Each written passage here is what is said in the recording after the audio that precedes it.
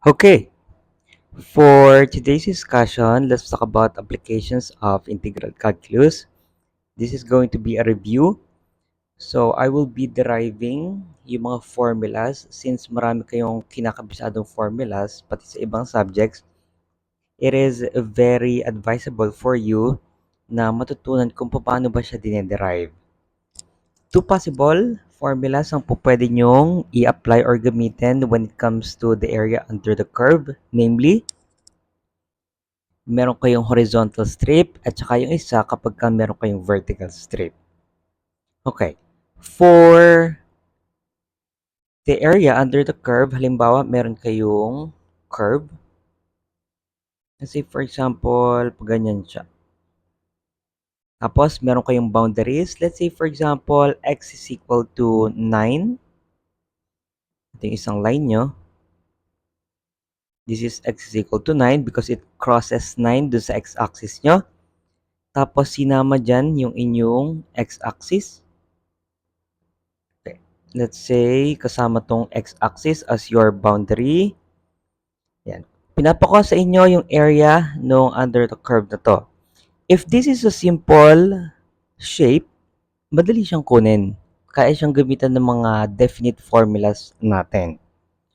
Pero since area under the curve ito with not very familiar shape, gagamitan siya ngayon ng integration. Ang idea ng paggamit ng strip, kinukuhanan natin siya ng infinite number of strip or many numbers of strip dyan. Kino-consider natin yung isa na yun, tapos ini-integrate natin siya depende from this point up to this point. Kapag ginawa mo yon, makukuha mo yung area under this curve. Ngayon, ano ba yung idea ng vertical at saka horizontal strip? Malalaman nyo kung ano yung gagamitin nyo, whether it is a vertical strip or horizontal strip, kapag yung very important curve nyo, tatamaan siya all throughout nung area nyo. For example, if I were to use vertical strip here, from this point up to this point, tatamaan tong curve na to. So that's okay. That's good. Kapag naman gagamit ako ng horizontal strip, let's say for example, ito yon, tatamaan tong pinaka-importanting curve nyo, which is ito, all throughout din. From this point up to this point naman siya, yung magiging limit niya. Since mag-move siya upward, ang magiging limit nyo from the bottom to top. So, ganun siya. Kailangan ma-realize nyo kung ano ba yung pinaka-importanting curve under this curve. I mean, under this area, kung ano ba yung pinaka-importanting curve na kinoconsider nyo. Paano nyo malalaman kung ano yung importanting curve na yon? Simple lang. Yung pinaka-importanting curve, yun yung magde-define ng area nyo. Kasi among all these curves, for example, this x is equal to 9, x-axis, at saka itong function of x nyo, let's say, yung function of x yung pinaka-importanting curve kasi siya yung nagde-define nung naging area nyo. Okay? So, let's try. Ang magiging formula kapag vertical strip yung ginamit nyo, simple lang. Kunin nyo yung strip na yan. In basic shapes, ang area ng rectangle ay base times height. Okay?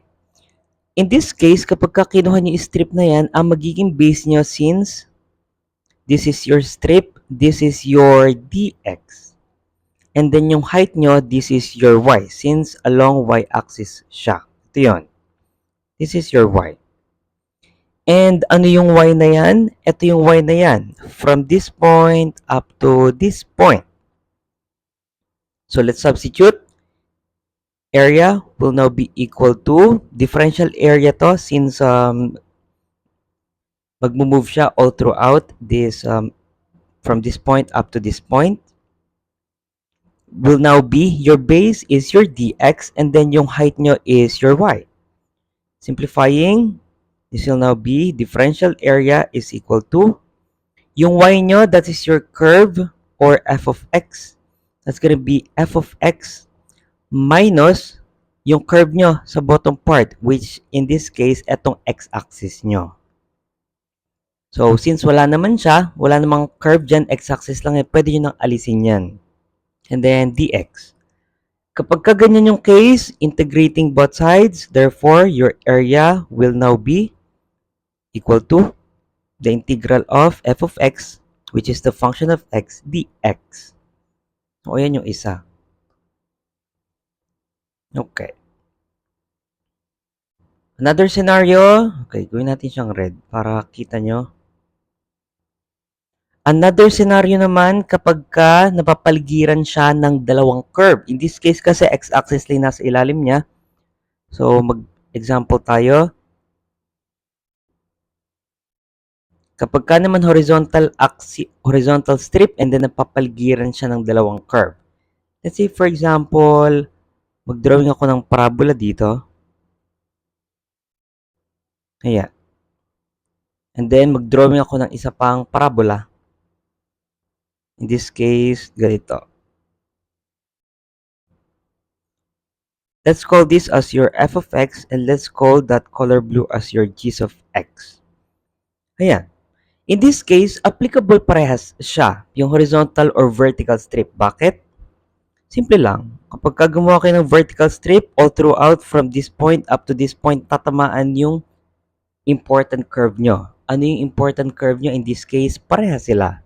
Kasi parehas silang de-define ng area nyo. So, yun.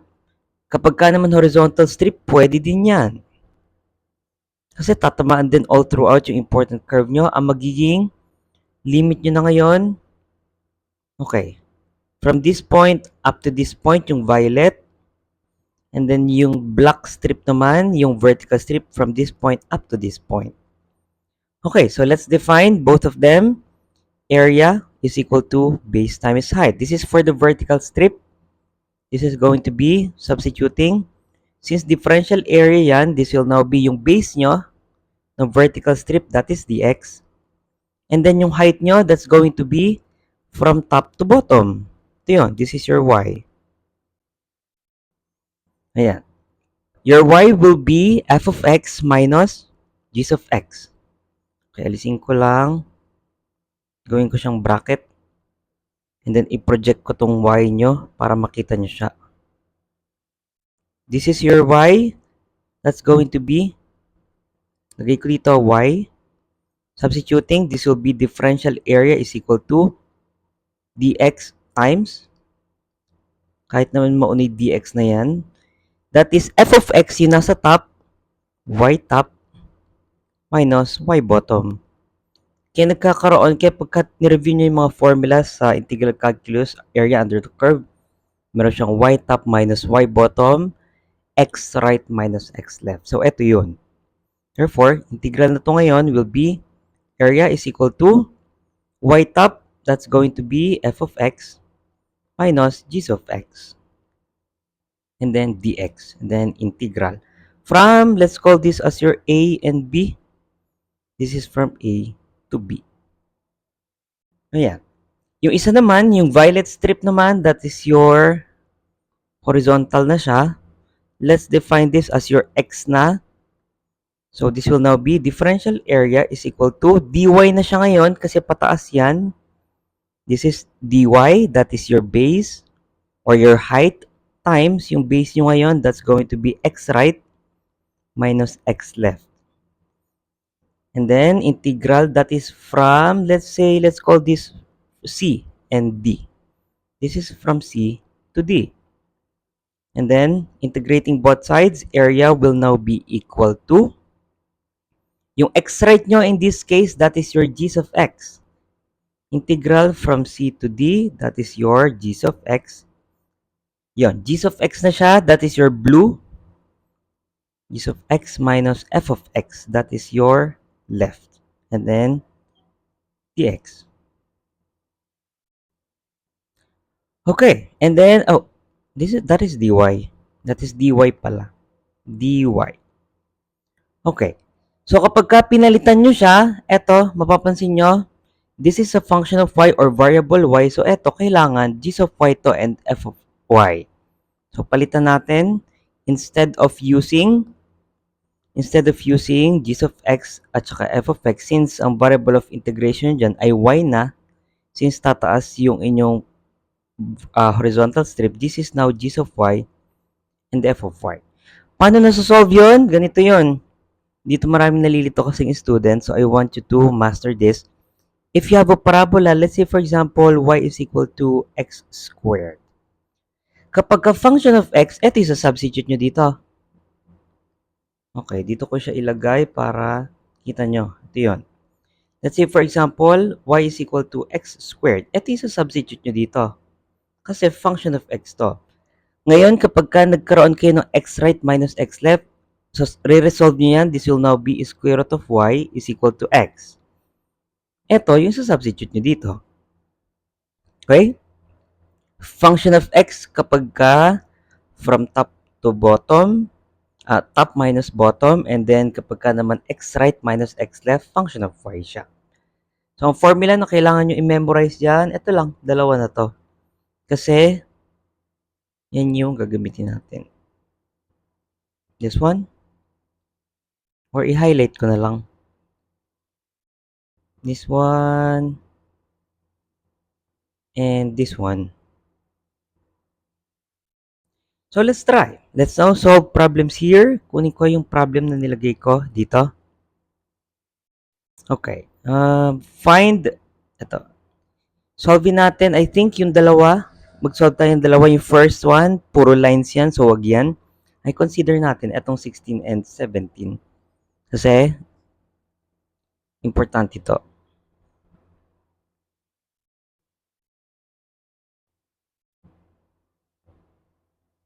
And by the way, class, I was not able to record a lesson earlier kasi sobrang daming inaasikaso kasi since exam week na. Okay, pwede natin ito ilagay dito pala. And then, hindi ko pala siya na-copy, no? Na-save ko lang siya.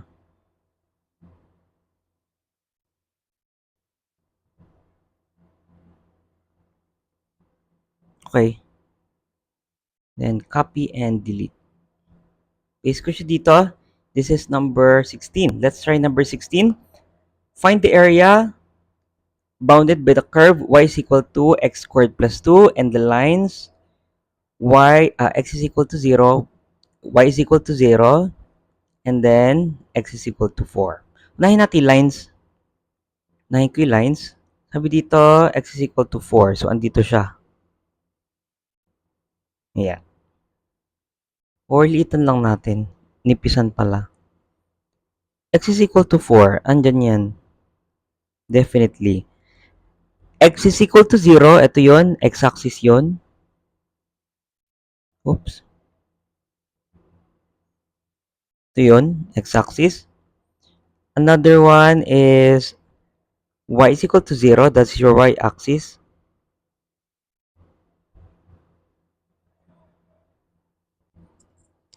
And then, kunin nyo na ngayon yung yung most important curve nyo. This is y is equal to x squared plus 2. Ano ang vertex niyan? Ganito lang. Ilipat nyo sa kabila itong 2 na to. This will now be, okay, pili natin siya dito. Whoops.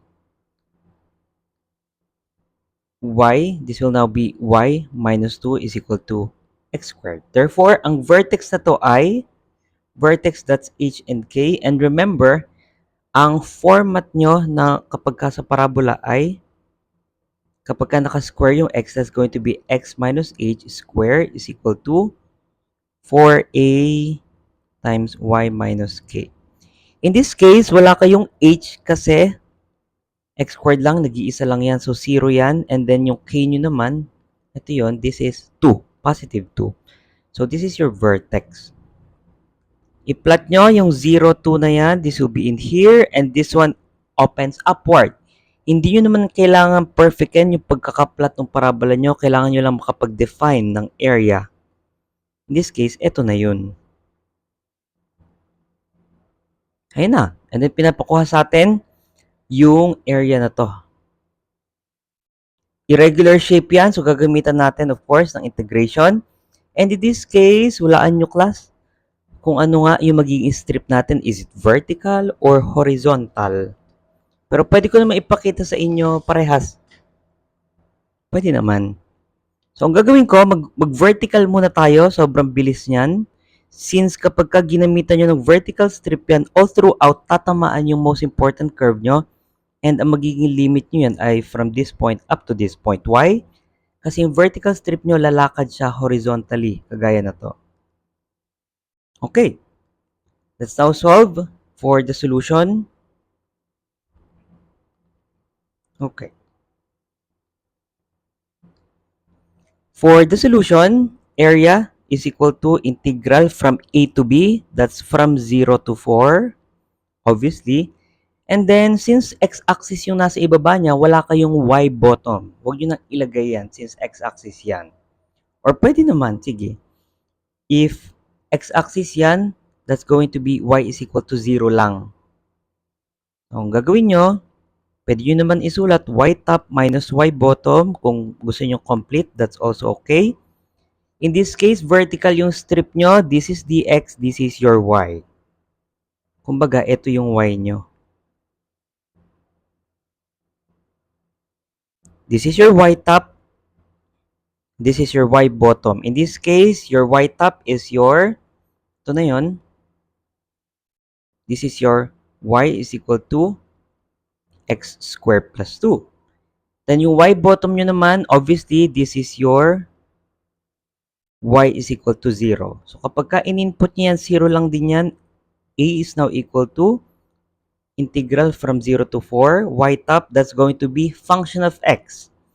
Function of x ang ilalagay nyo, that's x squared plus 2 minus 0. And then dx. So alisin nyo na yung 0 na yan. Compute for A. Input nyo sa calcu nyo. Input natin. This will now be integral. Asa na? Integral, this one. Is going to be x squared plus 2. Then lipat nyo, limit from 0 to 4. Make sure na naka-region mode yung mga calcu nyo. That's 88 over 3. Or 29.3333 cubic units. Yan na.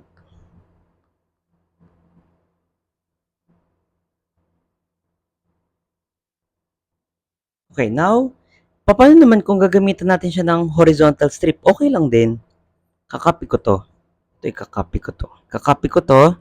Then, papakita ko sa inyo kung paano kapag ka ang dinefine nyo ay horizontal strip instead of vertical. Dito tayo sa baba.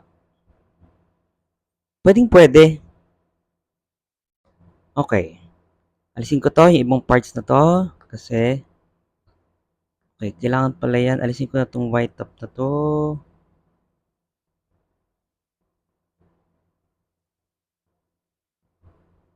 Okay, wag na pala. Ang gagawin ko na lang, drawing ako siya ng ibang kulay na lang para makita. Kapag ka horizontal strip, ang gawin nyo, kukunin nyo to, di ba?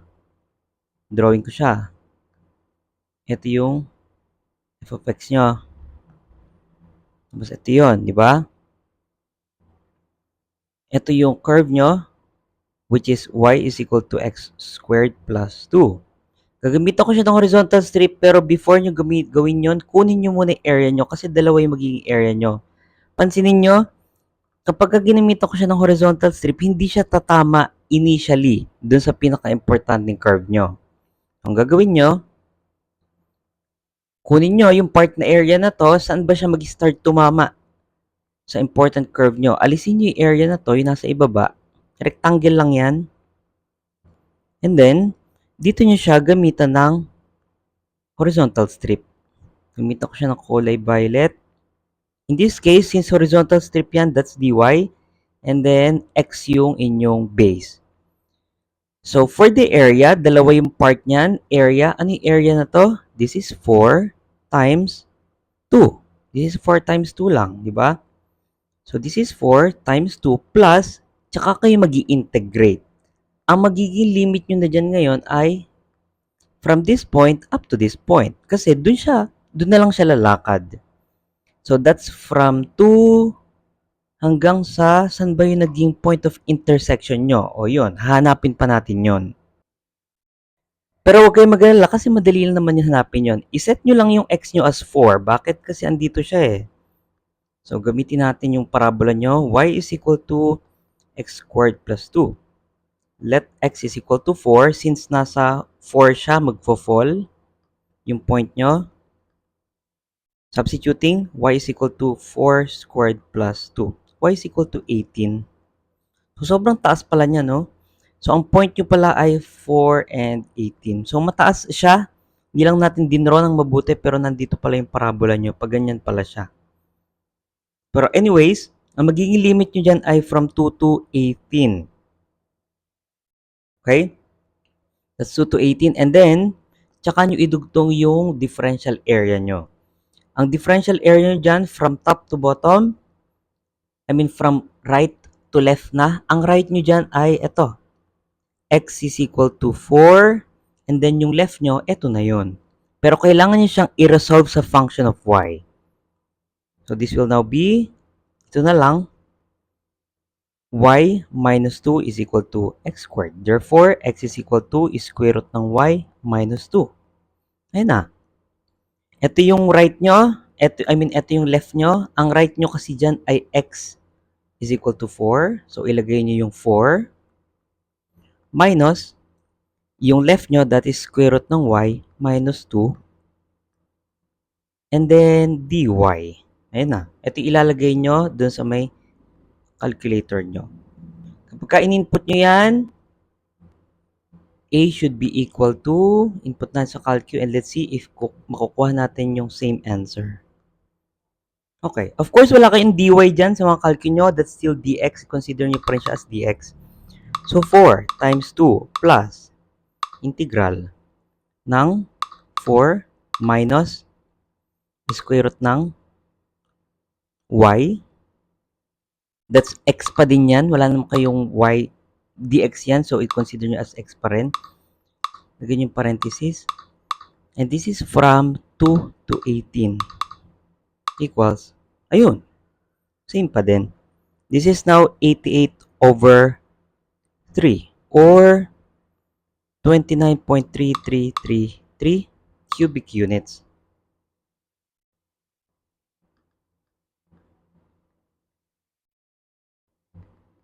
So, yun yung importance and difference nung dalawang strip na yan, ng paggamit ng different strips na yan. Yung isa, mahaba siya kasi may separate area pa kayong kukumpitin bago nyo siya magamit. In this case, ito yon. Kapag vertical strip, very direct na siya kasi nga all throughout tatamaan ng strip nyo yung important curve. So, pwede nyo gamitin parehas. It's up to you. Bahala kayo. Pero ako, ang suggestion ko, kung ano yung strip na tatamaan na yung pinaka-importanting curve nyo all throughout nung area, yun na lang. Mag-stick na lang kayo doon kasi napatunayan naman natin na same sila.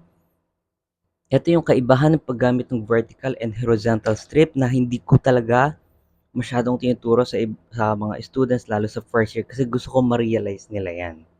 Kapag ka na-realize nyo to, ibig sabihin naging maganda yung pag-aaral nyo sa area under the curves. If not, this is the time para malaman nyo to, kaya I'm sharing it to you. Okay? Let's now proceed to the next example. Let's try number 17. Na lang. Notan ko siya. This is number 16. Then number 17, copy ko na lang to. Let's answer number 17. Okay, this is number 17. Then copy ko ulit yung Cartesian coordinate plane natin. Okay. Find the area bounded by x squared minus 4 is equal to 0 and x plus 2, y is equal to 4. This is a line and parabola. Okay, so kunin natin yung parabola muna, x squared minus 4y is equal to 0. Lipat sa kabila, this is x squared is equal to 4y. This is a parabola, opens upward, and ang vertex niya ay 0, 0 lang. Kasi wala siyang minus something, kaya ayan siya. Okay. Then, i-draw natin siya. Since this is a parabola opens upward, so kapag ka dinrawing nyo, hindi pa natin alam kung saan sila magtatama nung line, kunin nyo muna yung line. So, this is for the first one. This is for the second one. This is x plus 2y is equal to 4. So, pwede nyo itong gamitan ng y is equal to mx plus b na lang. Yung format na to, y is equal to mx plus b. So, kapag ka ginawa nyo siya in that format, this will now be y, ilipan nyo sa kabila yung x, that's gonna be y is equal to negative x plus 4. Divide both sides by 2. Y is equal to negative 1 half x plus 2. M, that's gonna be your negative 1 over 2. And y-intercept, that's b, that's your 2. So, i-plot natin yung line muna. Yung line nyo, y-intercept, that's 2. Positive 2 sa y-intercept. So, y-axis yan. Slope nyo, negative 1 half. So, ganito yung direction ng line nyo kasi negative slope. Kapag positive slope, pa ganyan. Rise over run lang to. Baba tayo ng isang unit, that's negative 1. And then, to the right tayo ng dalawa. So, baba, then dalawa. Baba, then dalawa. Ganun din sa kabila. Taas ka ng isa, to the left naman yung dalawa. Taas ng isa, to the left, dalawa. Isa, to the left, dalawa. So, yun yung gamit ng y is equal to mx plus b. And pagpa-plot ng line. Okay, pwede na yan. This is your line. Now, ipa-plot natin yung parabola natin. Hindi natin alam kung saan yung point of intersection nila. Kasi yun yung magde-define ng limit. Ang gawin nyo, equate nyo yung y. This will now be, pag in-equate natin yung y, this will now be, magiging magiging y is equal to x squared over 4. Ito naman, since ito na-define na natin, pag-equatein nyo sila. Anong reason bakit natin pag-equatein? Para mahanap nyo yung point of intersections nila. Di ba kasi, idodrawing nyo yung parabola pa ganyan. Hindi nyo alam kung saan sila magtatama. Kaya i-define natin. Ang gagawin nyo lang, equate nyo yung y. This is going to be y is equal to y. This is x squared over 4. At saka yung y nung line nyo, that's negative 1 half x plus 2. Pwede nyo na itong i-shift calc. Obviously naman, kapag ka dinrawing nyo siya, yung value ng x nyo negative. And then yung value ng isang x nyo sa right side positive. So kapag ka shift calc nyo yan, or shift solve nyo yan, mag-set kayo ng values for negative 10, and then positive 10. Use shift solve. Lagay ko dito. Ito na. Then, lagyan natin siya ng hati. Okay, input natin to sa CalQ. Ganyan na lang. Input nyo na siyang ganyan. Let's maximize the use of your CalQ para kahit papano pakinabangan siya. Oops. This is... Anong nangyari? Oh, alpha pala. Alpha x squared over 4 is equal to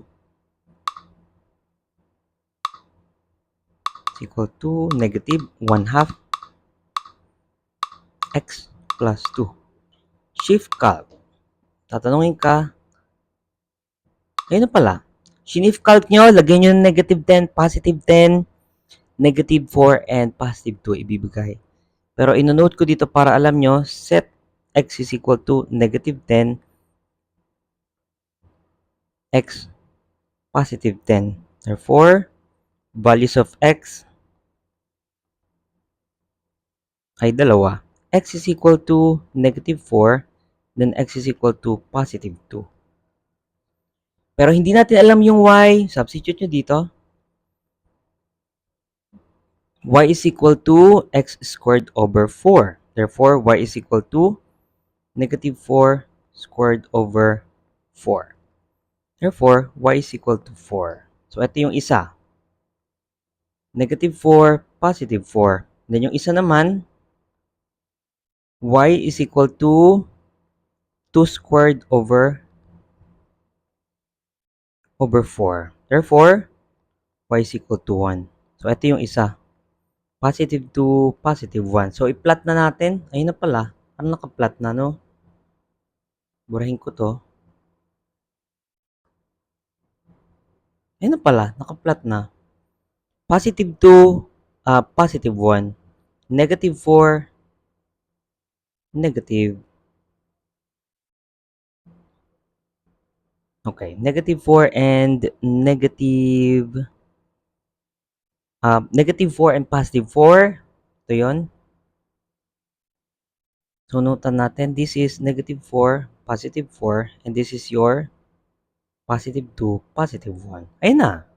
Ngayon, tatanungin ko kayo, very simple question, ano kaya ang strip na gagamitin natin? Is it the horizontal or vertical? Yung tatamaan sila parehas all throughout. Ano kaya? Bibilugan ko to para alam niyo yung naging values of x natin. Ayan. Kapag ginimitan ko siya ng horizontal strip, pwede siyang mapunta dito eh. So, hindi tatamaan tong green. Pero pagka ginamitan ko siya ng vertical strip, tatamaan sila all throughout. So, vertical strip tayo. Ayan na. Vertical strip, since vertical strip ang ginamit natin, this is your dx and this is your y. Area, sabihin natin yung area. Area is equal to the integral. Ang limit nyo dyan, of course, vertical strip yan, magwawalk yan or lalakad horizontally. So, ang limit nyo, this is from positive 2, this is from negative 4 to positive 2. Ayan. So, i-try natin. This is from negative 4 to positive 2. Of course, yung higher value nasa taas. And base times height, ang base nyo dyan ay dx. Ang height nyo dyan ay y top minus y bottom. Therefore, area is equal to integral from negative 4 to positive 2. Ang y top nyo dyan ay yung green. Ano ba yung green? Ano yung green natin? Ito yung green, di ba? O, bibilugan ko yung green at saka yung red. This is your green. And this is your, ito naman yung inyong red. Kailangan naka-function of x na siya. So, yun yung gagamitin natin. That's negative 1 half x plus 2. Ulit ko dito. Negative 1 half x plus 2. Then minus yung y bottom natin. That's y is equal to x squared over 4. This is x squared over 4 and this is dx. Input nyo sa calcu yan. You should give a correct answer. Integral negative 1 half x plus 2 parenthesis minus parenthesis. This is x squared over 4. Yun na. And then, punta kayo dun sa limit. This is from negative 4 to positive 2. Equals, this is 9. The answer is 9. Oh, square units lang pala, no? Square units lang pala. Bakit tayo cubic ng cubic? So, baguhin natin to. Okay. Siguro may na-bother sa inyo, no? Kasi cubic ng cubic si sir. Okay na, baguhin na natin. Square units pa lang pala. Wala pa tayo sa volume. Yan na. Then yung isa, parehas pa lang cubic units to, no? Square pa lang yan.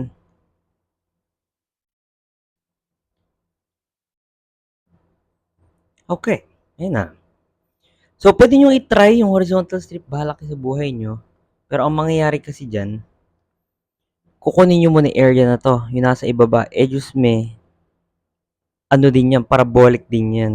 Yung curve dyan. So, wag na. I-vertical strip nyo na lang siya para tamaan sila parehas all throughout. Okay, so yun yung idea kapag ka nagsasolve kayo ng area under the curve. Let's now proceed do sa volume naman. So, volume naman tayo. Volume. Halos similar sila ng idea, kaso lang may i-consider kayong two methods dito. Dalawa lang, tatlo yun, pero pwede ko siyang hatiin sa dalawa lang, yung i-introduce ko sa inyong methods. Yung circular disc method, halos same kasi siya ng washer method. Magkakaroon lang kayo ng butas sa gitna.